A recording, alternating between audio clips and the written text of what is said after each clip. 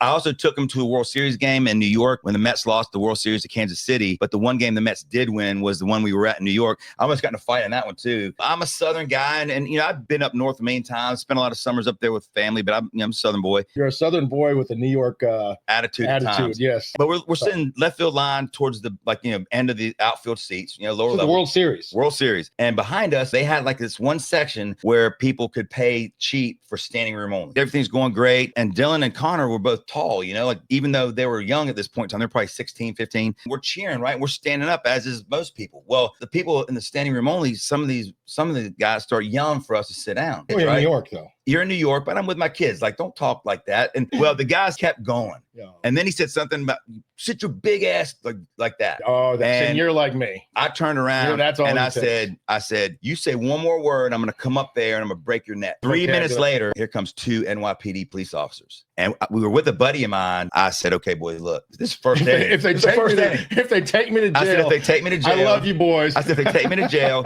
you got Sutter's number. Just text him and he'll get you back and I'll see you at the hotel. Cops come over and they're like, sir, did you threaten that you were going to break that dude's neck behind you? I don't remember exactly what I said. I might have said that, but honestly, in anger, I don't remember. Mm-hmm. And he just went, look, have a good time with the kids. Just ignore these guys. They're going to keep mouthing off the whole time. Just don't turn around and say anything to them. Will you do me that favor? And I said, yes, sir, I will. But I do it. We're cool. About 15 minutes later, David Wright hits a 3-run bomb. Everyone's going crazy. I turn around and look at those guys and they're waving me up to them. So I go up there because I could tell it wasn't like in anger. Now they're giving me hugs. They're trying to buy me beers. And again, it's the only game the Mets won that series. We blew the save in every game except that one. But that was a great memory. And